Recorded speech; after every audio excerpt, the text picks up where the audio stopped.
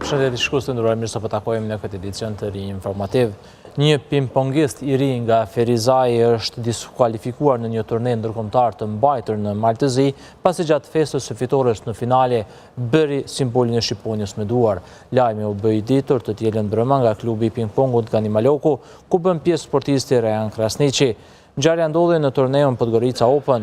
Sipas njoftimit të klubit Ferizajas, vendimi për diskualifikimin e Krasniqit u mor nga organizatori i turneut me një herë pas përfundimit të finales. Kundërshtari i Rejanit ishte pikërisht një lojtar nga ekipi organizativ, i cili humbi lojën kundër kosovarit në finale. Klubi Gani Maloku tha se Rejani fitoi finalin e meritë plot sportive ndaj lojtarit malazez, ndërsa pas përfundimit të ndeshjes ai festoi në mënyrë spontane, duke bërë me duar simbolin e shqiponjës, që klubi beson se nuk cenoi askënd dhe nuk ndikoi në rrjedhën sportive të garës. Diskriminimi sigurisht vazhdon edhe ndaj shqiptarëve që kalojnë nëpër Serbi, pikërisht atje tashmë është liruar nga autoritetet e Serbisë kosovari që arrestua ditë më parë, veç pse mbante në makinë një emblem të ushtrisë çlimtare të Kosovës. Lajmin e ka bërë të ditur avokati Erjanit Koci. Shqiptarin nga Kosova u ndalua javë më parë, por tek mbrëm u bë e ditur se ai u lirua dhe po kthehet në Kosovë. Avokati Koci ka bërë thirrje që të mos kalohet nëpër Serbi me emblema apo ngjitse me shkronjat e UÇK-s në vetur.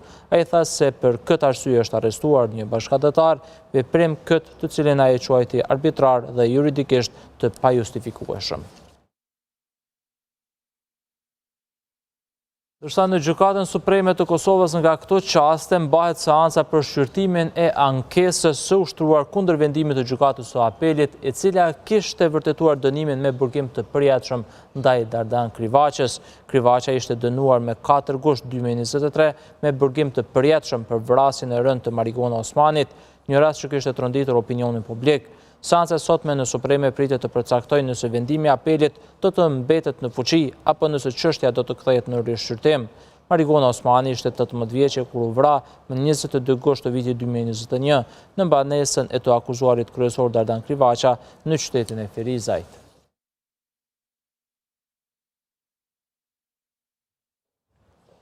E me gjykat pritet të ketë punë edhe një i dëshuar që djegu një autoambulans në qendrën e mjekësisë familjare të fshatit Ratkos të Rahovecit. Policia ka bërë të ditur se ai tashmë është arrestuar.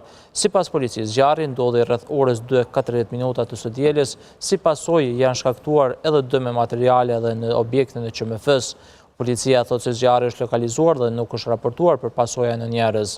Ndërsa në konsultim me prokurorin e shtetit, rasti është iniciuar si zjarrvënie dhe ka nisur hetimet. Pas kërkimit të njëjti, HH u arrestua mbrëm rreth orës 18:50.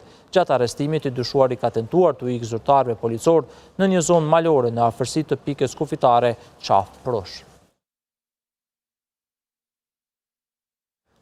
Tashmë shumë mërgjimtarja kanë mesyer Kosovës këto ditë të fundvitit të ndonë se aktualisht këtë mëngjes pikat kufitare rreth Kosovës janë të qeta dhe pa ngarkesa, por kështu nuk shndroi situata në Kroaci.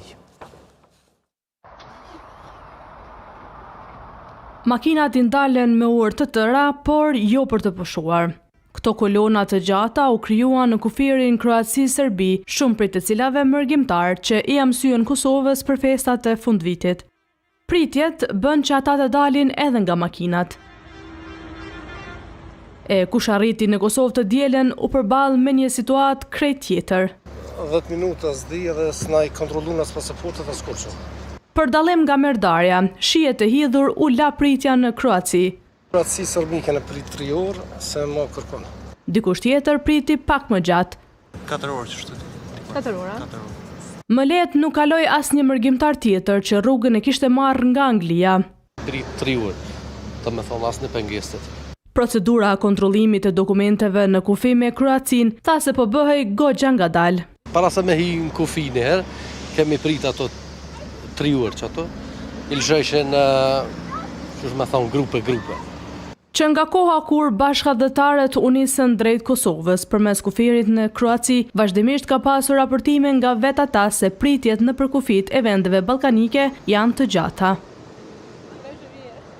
Ndërkohë avokati i popullit Naim Qelaj është i mendimit se pensionistët janë kategoria më e diskriminuar në vend. Qelaj këto komente i bëri pas vendimit të Gjykatës Supreme që shpalli të palegjshëm muzimin administrativ që detyronte pensionistët të paraqiteshin personalisht për të konfirmuar se janë gjallë. Kjo ngjitje është më shumë e turpshme se e mundimshme. Ky i moshuar gjithë këtë vuajtje fizike, po e përjeton vetëm për të dëshmuar se është gjallë, për ndryshe nuk e merr pensionin. Por Gjykata Supreme shpalli të paligjshëm udhëzimin administrativ, që u nxinte jetën pensionistëve me plot halle shëndetësore. Avokati i popullit Naim Qelaj e përshëndeti këtë vendim, por tërhoqi vëmendjen se të moshuarve u kanë mbetur edhe shumë halle të tjera.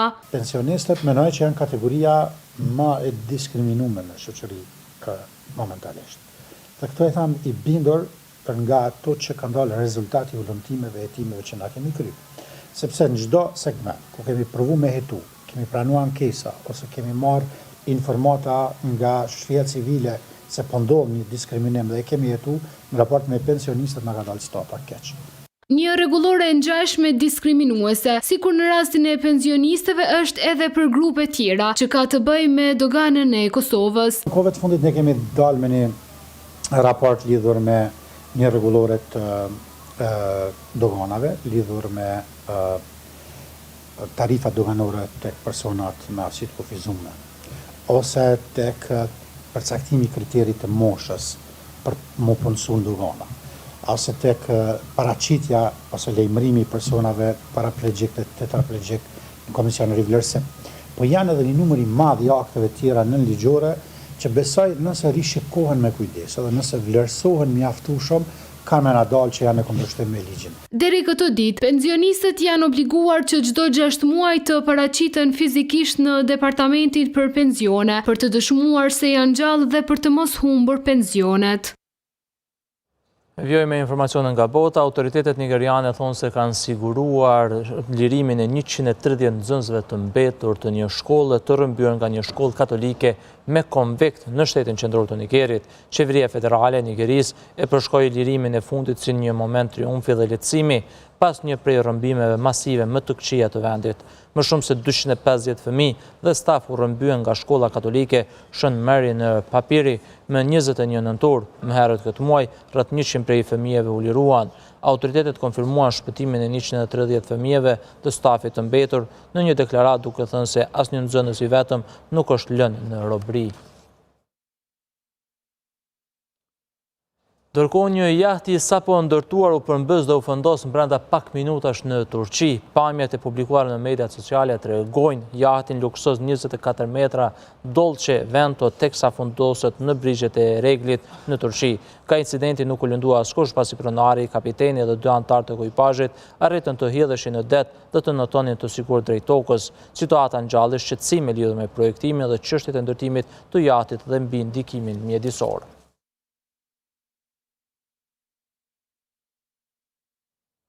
Për fund e kemi edhe një lajm nga sporti. Federata e Futbollit të Kosovës ka ndarë mbrëm çmimet në ceremoninë laureate të 2025.